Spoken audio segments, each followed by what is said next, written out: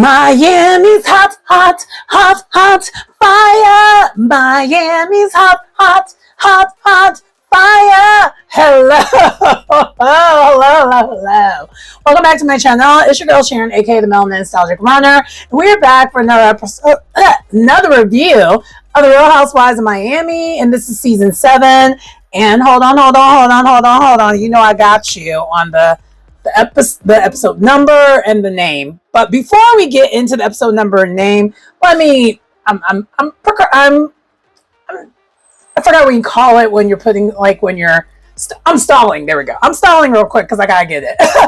But because I just got done watching the episode. But before we get into that, let's talk about how so some of y'all might watch my other video for those who watch Real Housewives of Orange County, and so that you guys know I'm no longer reviewing the show, just because I'm not really liking the season, to be honest with you. I'm kind of bored with it. But I am still watching it. So I think, depending on it, because I am going to pick it back up come the reunion. And also to the Real Housewives of Salt Lake City is coming back out, I think, on Tuesday. So we're going to be busy again. I feel like we were kind of had a little bit of a drought before, and now we're going to be back, and then Potomac's going to be coming back soon too. And yeah, so that I feel like is going to be a different thing. But when it comes to the Real Housewives of Orange County, I did watch the episode, and I'm still just kind of just underwhelmed by it. Heather and Tamara had their own separate events on this recent episode, and Katie's not there, and it's just really odd to me. And to me, it's also clear that Gretchen clearly wants to be full-time, and I feel like she kind of used this whole thing with Katie to become full-time, but I feel like this is definitely going to bite her in the butt because Tamara's a puppet master, and I think that's why I'm just kind of over it. Towards the end of the episode, Shannon did kind of go off on Tamara, but then Gina got thrown into the mix too. And I'm just kind of like, okay, it's whatever. I'm just kind of over a lot of the things that happen with Orange County, and I don't really know what else to say about it. I'm just kind of like, okay, it's not fun to watch. But anyway, so back to Miami though. I just kind of wanted to get that out of the way, just because I feel bad because I don't like dropping shows, and I haven't done it often. I think the only other show I dropped was New York, because the Real Housewives of New York was bad. And I'll let anyone tell it just was not good. I picked it back up towards like the season finale because I still was somewhat keeping up with what was going on. But full transparency, when it came to New York, I didn't watch all the episodes because it was unwatchable. It was actually worse than Orange County. Orange County, I think, has legacy on their side, and that's why it's still somewhat watchable. But to me, that's just not enough to keep me there. So that's kind of where we at with that. So, but back to Real Housewives of Miami. The episode is episode 15, and it's called Birthday Blues Cruise. And so, because they're still on this Virgin cruise. And by the way, this was a total promotion, and we knew it was, but it was definitely a total promotion for the Virgin Cruises, because in between, if you watched it on Peacock like I did, it basically had a promo code to book a cruise with Virgin. And I've never been a cruise girl. I've never actually been wanting to ever go on a cruise. But the past 2 episodes, which has really been low-key like a Virgin cruise commercial for them, which is why they were able to do this, because I feel like it was definitely a collaboration thing. And basically the Real Housewives were basically being influencers at this moment. It kind of worked on me. I ain't gonna hold you. It kind of worked on me. So I actually looked at how much these cruises cost. And I might consider it. That's always been my thing. I just don't want to be on kind of a cruise ship that's given ratchet. Like, and I use that word intentionally because, callback. But like, that was my whole thing. I don't want to be on a cruise where there's fighting. So I am willing to, if the cruise is given when these be gave, I think I'm willing to spend the money. The only thing is too, I also think I might need to start with the cruise that isn't going anywhere really, because I don't know how I would do on a boat for that long. I know with a lot of these cruises though, you go off of it, you get to go off of it and you get to do your own thing for a little bit and then you come back on. But I don't know. So long story less long, I might consider a cruise for maybe 2026 because it's not in the 2027 year, because it's not in the 2026 budget for me. I'm still, a newly homeowner. So yeah, I'm also trying to be realistic about the funds of it all. So, because there's a couple big trips I want to do for 2027. Like I want to go finally overseas on a trip. I've been international before, but it's been on this side of the hemisphere. I haven't really been anywhere outside of like Canada and like Mexico. That's it. So I really want to be able to go and do more things, and also too, I haven't really been much over in the Caribbean at all. But I want to be able to go international. So I think that is my plan for next year. And this cruise commercial / episodes have motivated me. So, and this is actually why I like these shows, because I want to be motivated. And at the end of the day, some of these things that they're doing, yes, is high, and it's a lot of money. It's like, but there's a way where you can do it on a budget. Like, I be finding ways to do luxurious stuff on the budget all the time. There's a way to do it. There always is. So anyway, enough about that. Let's get into the actual episode. I'm not going to go necessarily in order. I think I'm going to do again what I did last week to try to keep this review short. I already talked a good 7 minutes just now, so far I don't think this review is going to be as short as I want it to be, but anyway, let's get into it. So I'm going to actually go in alphabetical order this time, so again, it's not going to be in order. So the reason why the episode is even called Birthday Blues Cruise is because Adriana, this whole entire time during this episode, is just, she is not, to me it comes off like she's over all of this. And I don't know if maybe the influence of me watching Anna. So for those who don't know, Anna, who formerly was on Real Housewives of Miami, she actually has her own podcast. And so she talks about these shows. And she talks a lot about Miami because she actually knows she knows a lot of these people in real life. And so she knows Adriana, and Adriana and her are so cool. We know that because, Anna was on one of the episodes last season because of Adriana. And Adriana just seems like she's just over. She didn't say it in this episode, but she is having the blues because she's turning 59. And unfortunately, we find out because of someone doing some shady stuff this episode of her actual age, even though we knew that, but it just was a shady way of how they did that. But also, along with her getting older, she mentions in this episode that she also was down because she hasn't seen her boyfriend in 6 weeks. And I don't know how serious this boyfriend is, because I feel like some people use boyfriend loosely, when it comes to the dating of it all. But it comes off like, to me, Adriana's lonely. Like, I feel like in a weird, indirect way, she's basically saying she's lonely.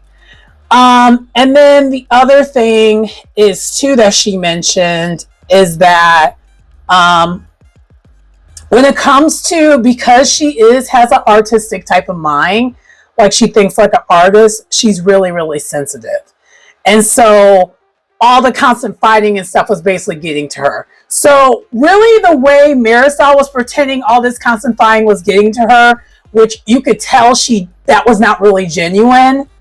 I feel like with Adriana, it actually was genuine, that the constant fighting actually legit is getting to her.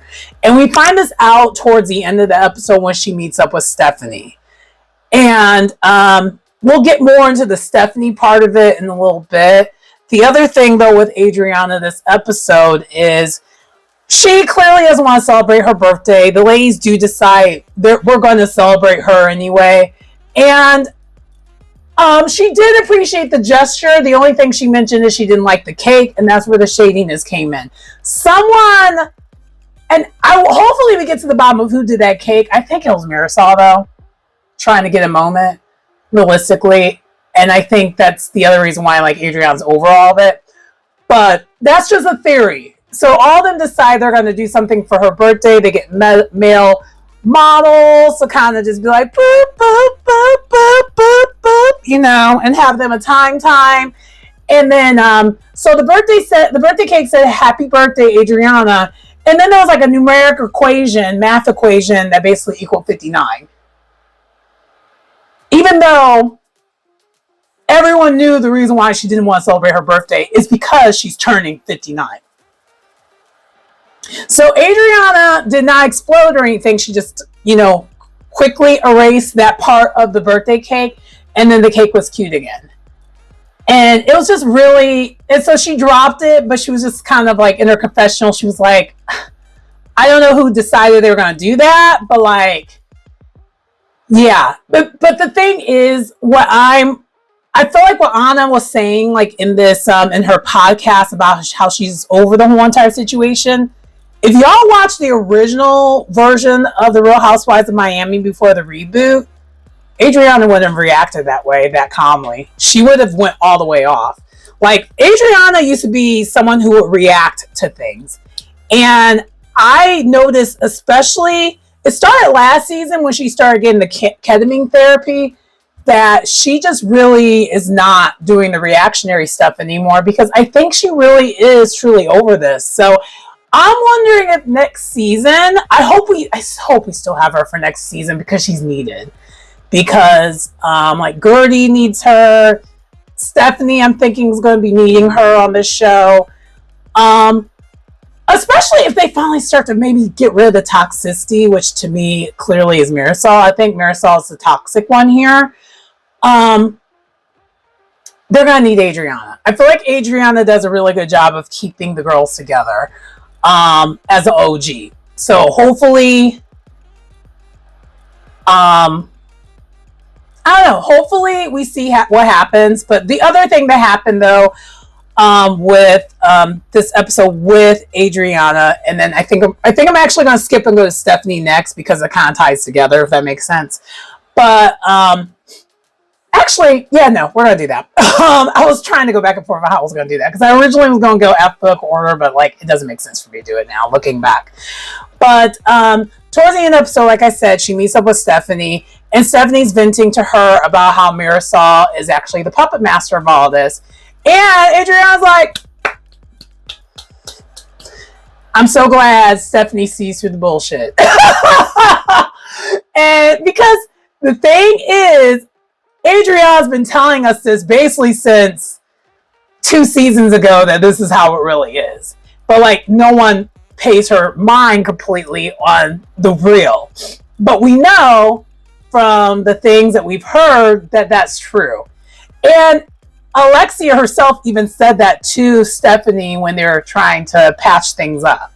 So, yeah. And so, I think next episode they're going to be having Stephanie's charity thing. We'll get more into Stephanie in a little bit. I think we're going to do, you know what, we'll do Stephanie a little bit here, and then we'll do Alexia, because they're kind of tied together in this episode, because a lot of this episode was conflict resolution. So anyway, moving on from Adriana, that's kind of the tea what happened with her. Okay, with Stephanie, she was pretty much nautical Stephanie this whole entire time, but she was also on the mission to get things resolved when it came to Alexia. And it turns out they had like this spa day. So after they did the workout morning, which they kind of just kept their distance, they talked a little bit about resolving things, but they didn't really get into it yet. Because they had this cute 80s aerobics workout situation, and everyone was looking so cute. I mean, so cute. And then they showed all these pictures of most of the girls in the 80s They did not show Marisol in the 80s, and they definitely did not show Larsa in the 80s. I was like, huh, because she looks like a whole entire different person. That's why. But anyway, neither here nor there. But the producers were doing their big one and being shady when they did that, because I was like, yeah, that was shady. That was definitely shady. So sometimes, I don't know if it's just me, but I actually did this like the other day when I was watching, because I actually go back and watch some of these episodes again, especially Real Housewives of Miami, because I enjoy the show like a lot. I randomly will sometimes just go to old pictures of Larsa and do a side by side, and like, that looks like a total different bitch. Like, I just cannot get past it. I'm sure everyone does that, but like, I really just like, I'm just like, wow, not the same chick at all, but it is the same person. It's just, and the fact that she still be lying and says she didn't do really any work, I'm like, girl, bye.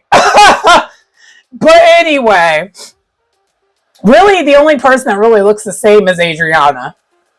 Adriana, and whatever work that she did get done, she has just basically done stuff to preserve. She doesn't look different. Like, Alexia looks different because she, has the lip injections, clearly. And then Marisol looks like her mama now. Yeah. I mean, I just gotta say what I gotta say. But anyway, and then Lisa looks the same, too. Lisa, for the most part, looks the same, too. Because Lisa was always like a cute girl. Oh yeah, but back to the Stephanie of it all. So Stephanie, they end up after this 80s aerobics thing, they then all the ladies do the spa day situation, and with the spa day situation, it's basically the whole nuts and bolts. Like, so whatever you want to get done in the spa, you get done. And I was just like, oh my God, I'm overdue for a spa day. I even talked to a couple of my friends about spa day, because I have a couple of my friends who actually did their own spa day kind of recently. I'm like, oh my God, I'm overdue. Maybe once I figure out a little bit more what's going on with my sister and everything, and get back home, and am settled, and I actually feel grounded, because I have not been feeling grounded at all lately. But maybe once I get back to that moment, maybe I then will finally treat myself to a spa day. And yeah, because it's overdue. Your girl needs to get it done. But anyway, what else we got going on here? So then during the spa day, though, Stephanie does end up going to the mudroom with Alexia. Like, they both just did this randomly, but they happened to both be in the room. But basically what ended up happening was there was no yelling. Everyone said their point of view, how they felt. And then Alexia actually confesses that she doesn't get along with her sister either, which I didn't know she had a sister either. I was like, wait, you have a sister? And so they actually bond on having a common ground of how neither of them get along with their sister. And because they kind of are a lot alike. She's like, yeah, we're a lot alike. And both of them were acknowledging the fact that they are both a lot alike. But that's why they butt heads. They're a lot alike. And honestly, it makes sense. And y'all already know I'm about to go into the astrology of it all. So, because Alexia is a Taurus and Stephanie is a Scorpio. They're on the polar opposite sides. They're either going to be the best of friends once they see the shadows, see the other side of their, what they have going on. And then once they evolve, they're like, oh, we're two sides of... Basically, the polar opposites when it comes to astrology basically means you guys are two sides of the same coin. It's just how you guys react and do things is slightly different. And how you view things is slightly different. But it's still like the same energy in a way. I don't know how else to explain it. But basically, it's just like you guys are literally two sides of the same coin. And I was like, yeah, that checks. That tracks. They're two sides of the same coin. Just like one of my close friends who I haven't talked to in a while, and I actually need to be better about that. She is a Libra, and I'm an Aries. And so we cackle. We have a good time. And even when it comes to some of my romantic partners in the past, my best experiences have always been with Libra people when it comes to the romantic partners of it all. And it's one of the few times, and the charm doesn't work with me when it comes to their charm, because I see through it. But it does entertain me when they do it to other people, because I can see it when they're doing it to other people, but I ain't saying anything because that's not my business. But I say all that to say it made sense. It tracks that they're like very much a lot alike. So they do patch things up, but this is where we get the tea from Alexia that really Marisol, these are Marisol's feelings. I'm just a mouthpiece. She literally said that, I feel like, in this, like, at this moment. And then that's where Stephanie's wheels are turning, and this is where we saw, you remember how last episode towards the end we saw Stephanie going off about Marisol to Adriana? This is exactly how we got there. Anyway, I kind of figured that was going to happen, and I think what it is with Alexia is, to be honest with you, I don't think she's as dumb as people think she is. I think she knows that Marisol uses her to be on the show. Because if Alexia was to cut off Marisol wouldn't be on this show. She would have no one to film with because no one else really talks to her like that. But at the same time, I don't know if it's Alexia's insecurity as far as, like, does she not have enough going on where she could be on the show by herself? So I think this is why they're on the show together as a pair. I think I've said that before, but I think that's also what we have here. And this is why, because the fact that Alexia is full-time, she has no problem throwing old girl under the bus because of what she does behind the scenes. And basically she self-produces, like, a lot. It's kind of obvious that's what she does. And honestly, I think that's my theory of why they will not make Marisol full-time, because she self-produces. And that is a big no-no when it comes to Housewives of it all. If they can tell that you're self-producing and your story isn't real, and this is just what you do every single season, they don't really want you on the show full-time like that. But she brings the drama and she stirs things up, so they're going to keep her there as a friend of. But anyway, that's kind of what happened here with Stephanie. Let's go a little bit more into Alexia, because a little bit more did happen with Alexia, and then we'll go ahead and go to Marisol, because again, it all ties together. I know originally I said I was going to go in like alphabetical order. It doesn't make sense for me to do it that way, because then I'll be hopping all over the place. We're going to keep this flow. Anyway, moving on. So outside the conversation that Alexia has with Stephanie, we do also, towards the end of the episode, once they're finally back on land and they're fully in Miami.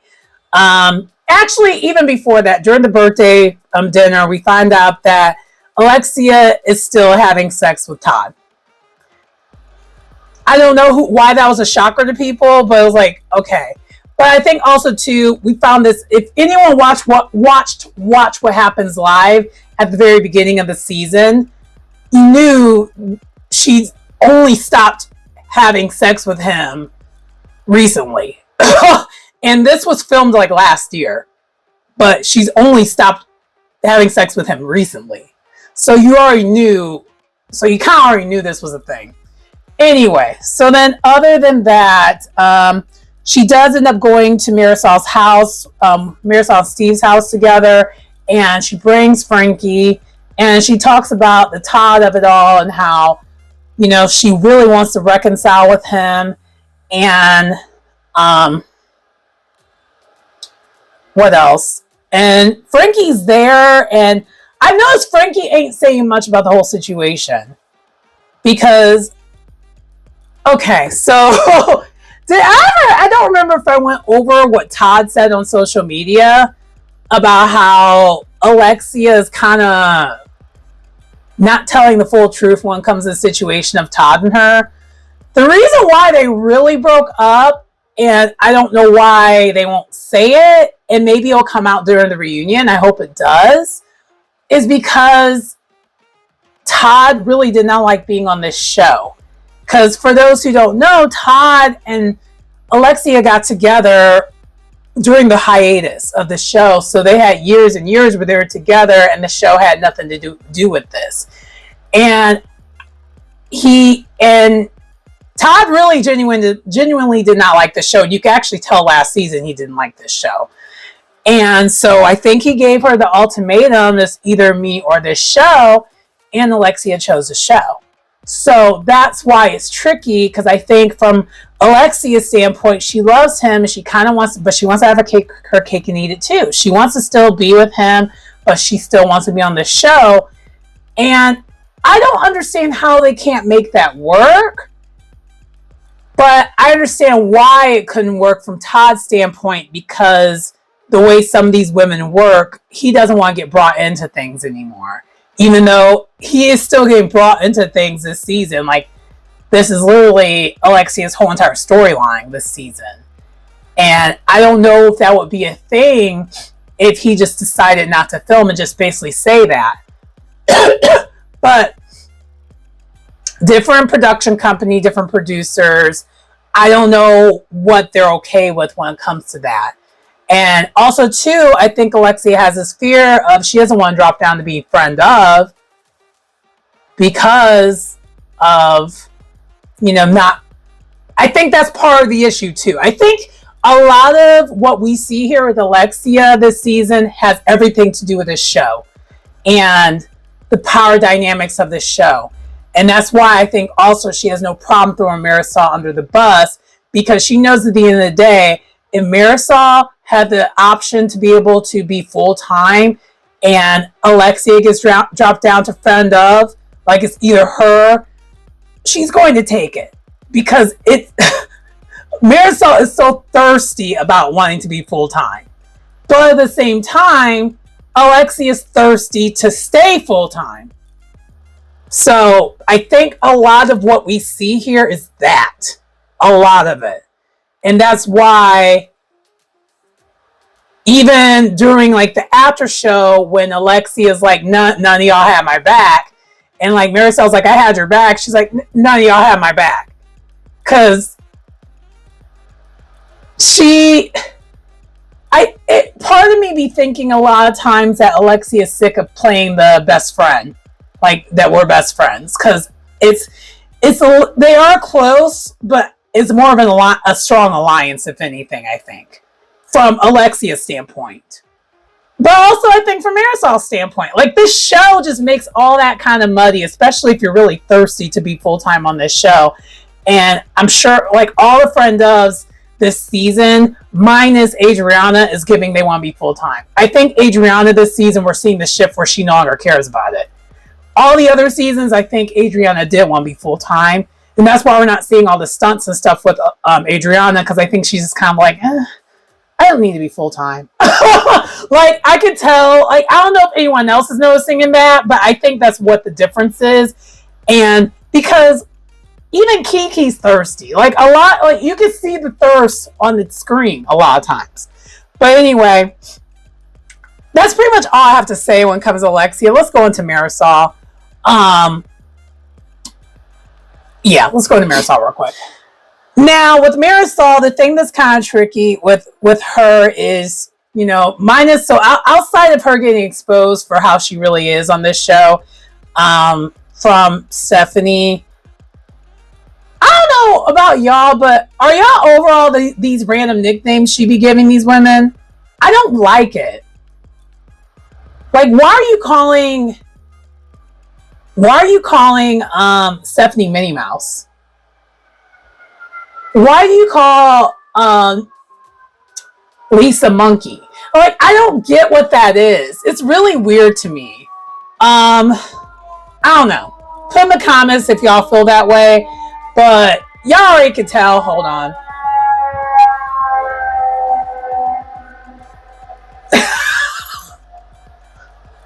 Chicago ass stuff. That's just what happens around here. I'm not even on the main road like that, but y'all used to get that way more at my old place. Let's be so for real, because I actually used to be on the main road, and I lived like across the street from a retirement home at that time. So I was kind of like, you were just gonna get that all the time. But anyway, yeah, when Marisol, really nothing else happened this episode other than I think she was the one who was behind the birthday cake situation, and also to, of course, this whole entire Richard Branson thing. It was her event, And then when we found out more about what was going on with Todd and Alexia, it was at Mirasol's place where they're doing this at. And yeah. And also too, and I kind of want to know if there's a reason why Alexia, well, we know why, because Alexia was still messing around with Todd, but like, I think that's also why we're seeing this for most of this season. Like, Marisol's the one who does all the events. Like, and then whenever they do get together now, they're always at Marisol's house. I don't know. I have a lot of questions on the changes with that. And I think it has to do with everything that's going on with Alexia, because Alexia's storyline is she's going through this divorce. And even though we know that's real and that really happened, and she moved, I don't know if maybe like, I don't know. I just do have questions about that. But other than that, that's pretty much all I have on Marisol this episode. Let's move on to Gertie. Gertie this episode, I love because for one, during like the fitness 80s like workout, they all had to dress up in like 80s workout gear. And Gertie's, you did that. That was give what need to be gave. Now, the rest of Gertie's fashion this episode, I was like, girl, what are you doing? That red eyes wide shut mask situation she had on, I was like, is this a dinner or is this a dinner? Like, is this going to the Illuminati? I was so confused on what she had on. I was like, girl. But what I'm learning this season, this Gertie 2.0 is taking fashion risk. And the thing is, in previous seasons, she normally was like the fashion girly, like the one who could like dress. But this, I think in the previous seasons, there was a little bit of risk, but it was mainly like fashion. And this year is all in on the taking risk. And it's like, a lot of it's not landing. I will say though, her therapy fit, her outfit that she wore to therapy, that I love that outfit. I actually went back, I rewound that scene because I was like, I really like this outfit. I like the shoes she had on and everything. And side note, I'm always so jealous of a lot of these housewives in general for the heels of it all. Because your girl can't do heels anymore. I haven't been able to wear heels. I haven't worn heels in like 15 years. Yeah. It's been about 15 years since last time I wore heels. Once I became a runner and went all in on running, I just was always afraid. And once I got used to like being a smaller girl, because for those who don't know, I was overweight. I was an overweight kid. And then I was really kind of larger in high school. Like I was an obese kid in high school. And then college is when I started like getting in shape and getting smaller. And then in my late 20s, mid to late 20s is when I got like athletic. And I was cut. And I was literally in the best physical shape of my life. And that's when I finally took the opportunity and I was wearing like stilettos and stuff like that. But when running became more important than the looks of it all, I stopped wearing heels because I just was afraid I was going to mess up my feet and stuff. And, you know, running for me is priority. Like I want to be able to run like in my 80s. Like that's just what it is for me. And so, side note, do you see Whisper? I just wanted y'all to see Whisper briefly because I'm like, Whisper's in the background just like, hey girl, hey. Anyway, but so when I watch these shows, I see these women in the heels, I'm like, yes, because I could never. I could never. Like, even when I wear dresses, because for those who know, y'all already know in the summer months especially, I'm a dress girl, I wear flats. But I'm also 6 foot. So, like, I'm towering over most people anyway. So, it's all good. It's not that big of a deal for me to not wear heels. Like, if I wore stilettos, I'll be 6'5". You know? So, there's that. But anyway, Gertie. So, I kind of went on a whole entire tangent. So, Gertie, this episode, and really the past couple episodes, has just been so supportive of the women. And I will say, the other thing I forgot, though, was, but Adriana has been such a good support for Gertie. So they actually, during the spa day, Gertie and Alexia go off to the side and Gertie explains how she's been, you know, because Adriana, I meant Adriana this whole entire time. Adriana was just asking, like, how are you doing? She's like, yeah, I'm post-cancer and I'm dealing with all that. But now, after going to couples counseling with Russell, it turns out I need my own individual therapy. And I really need to deal with all the trauma that I have from, like, that I thought I buried and thought was fine is coming back up in weird ways now. And she's alluding to what happened with Julia, which is why, and I don't understand why some of these people don't understand this. This is exactly why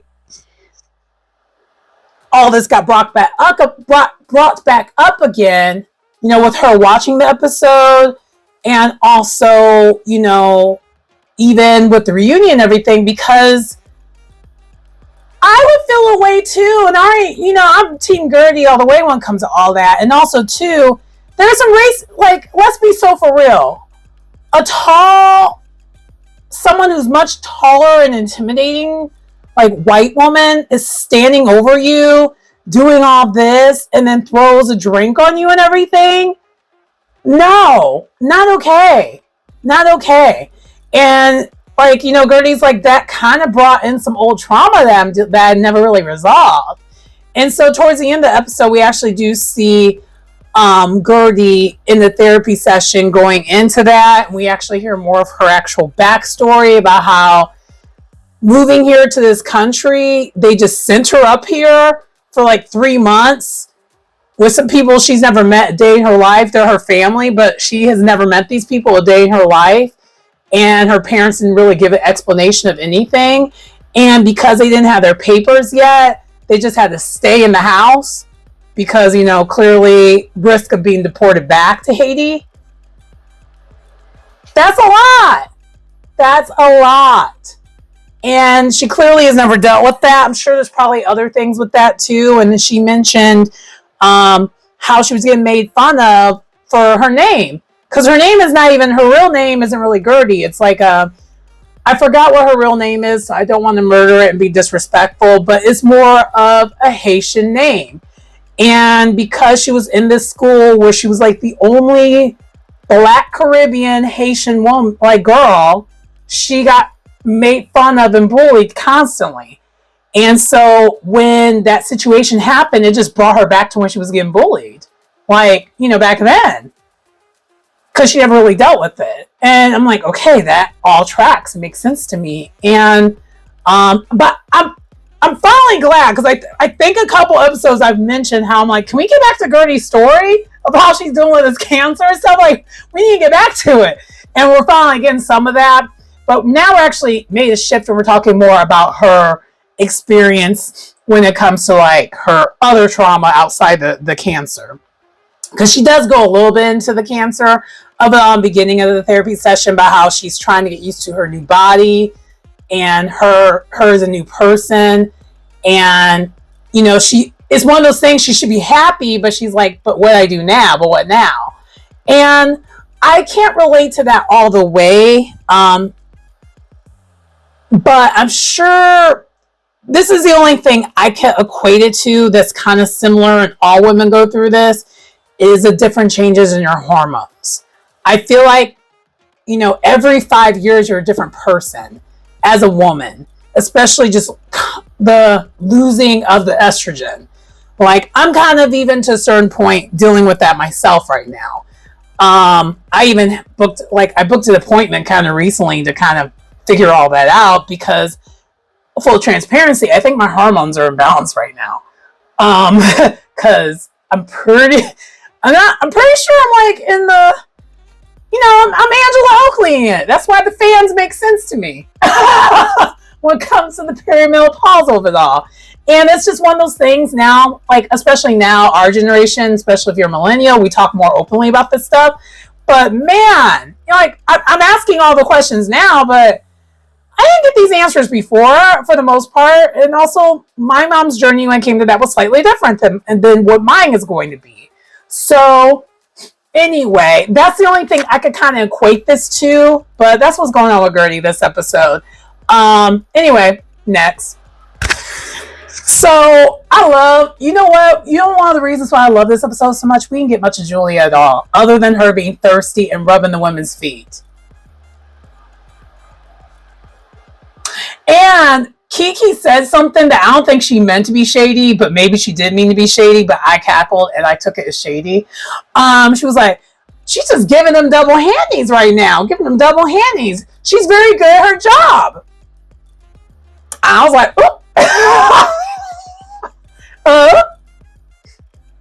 I don't think she meant to say it that way, but based off of I took it that way. And then, you know what? I'm going to take it that way and run with it. But that was all we got from Julia and her crazy hairstyles of like the braids. I'm like, girl, what in the racial appropriation is this, honey? Like, I know last week I said I liked it, but I didn't necessarily like it on her. I like it. That would be the hairstyle that she had in this whole entire episode, and then the second half when she got on the cruise, are hairstyles I would have, because it's very, I don't think I've ever seen, correct me if I'm wrong, that's just not normally a look that you see for someone who's in their like mid-50s. Especially a white woman in her mid-50s. I feel like it was more, you know, I don't know, it was interesting. Her hairstyle and fashions this episode was a choice. But yeah, that was all we had of her, and that was great. Kiki, we had a little bit of her, but not really a lot. She did threaten to flash everyone again. Gertie did kind of fake flash, like pantsed her down a little bit, but it wasn't that bad. And this episode, like similar to the other episodes when Kiki and Gertie was in good place, I'm so sad that they're not right now. I'm hoping maybe after the dust settles, maybe they can get back to a good place, or maybe we'll see it next season.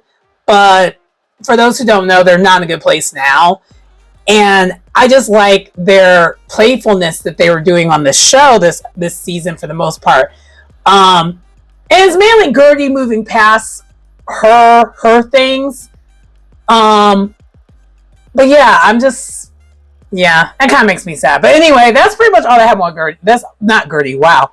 That's pretty much all I have with Kiki this episode. Anyway. Oh, never mind. One last thing that happened, because I love when we see the families. We did get a brief scene with Kiki with her daughter, and her daughter is so cute. Had to bring that up because that daughter is cute. But anyway, moving on. So last but not least, let's do Larsa and Lisa together. Basically what happened with Larsa and Lisa, they finally did patch things up. They finally decided to move past it. Larsa, you always need to be the bigger person when you try to resolve things with Larsa, and Lisa was finally being the bigger person because Larsa still kept bringing things back up from the past. And there was always just a different reason why she's mad at Lisa. The reasons, and the producers, bravo to the producers, they've shown all the reasons why she says she's still mad. And it's not even the same reason every single time. And Lisa's like, I'm over this beef. We've been literally beefing all over the world. And she said that no lies told. First was in Milan, Italy. Then it was in Miami. Then it was in Seville, Spain. And now it's on this cruise ship. She's like, dude, it's been all over the world. Can we be done with this? So they finally are done with it in this episode. They resolve the issues. And then also the other thing that happens with Lisa mainly is that she is on time. She's been on time this whole entire time. And she finally explains what she's been doing to be on time. And she actually has to put a timer on so that she gets to where she needs to go to on time. And for those who didn't, I don't remember if I mentioned it before. I don't think I did because I don't think I watched the after show prior to doing the review last week. But, you know, I think I did say it, but I'm just going to say it again. Lisa basically has adult ADHD. So that's kind of why her timeliness and all that's kind of messed up. And maybe, I don't know if she got diagnosed with it late, or maybe she always knew that and she never did have to manage her time before. I don't know. I'm kind of confused why it took her so long to finally realize she needs to like fix some of her behavior. But I think a lot of that has to do with her divorce and her having to be able to stand on her own by herself. Even though she's with Jody, because they're not married, and I think Jody's even trying to teach this to her too, she needs to be able to be on her own, especially just in case things don't work out between her and Jody. She can't just be relying on a man for the rest of her life. Or like, and I just, you know what? And that's one of those things.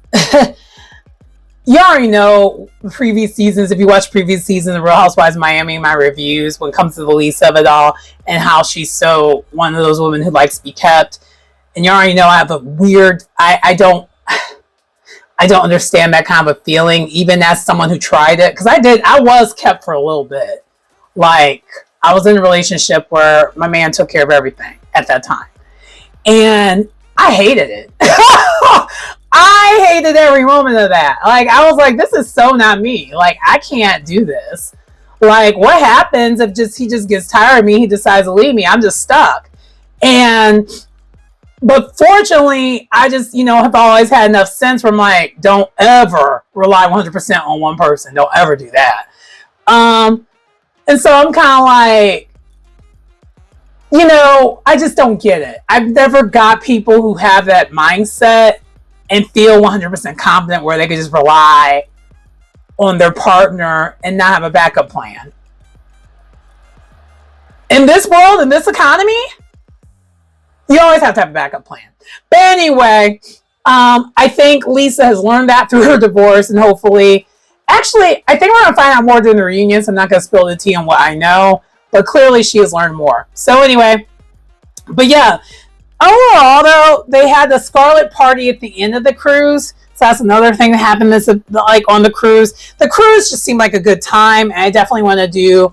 It did get me interested in wanting to go on the cruise. So the commercial worked. Like I said before, the commercial worked. But I'm not that hard of a person when it comes to marketing. I'll be so for real with you. Just like I'm one of those people that be falling for the Instagram ads. And sometimes the stuff works and sometimes it doesn't. But I am one of those people that will fall for the Instagram ads. So, yeah, the commercial worked. It did. But anyway, that does conclude my review of the Real Housewives of Miami. Please like, comment, subscribe to the channel if you get anything out of the content. It's your girl Sharon, aka the Melanin Nostalgic Runner. And I will see you next time. Bye. Miami is my home. My casa, su casa. Sorry, I just couldn't help it. Anyway, bye guys.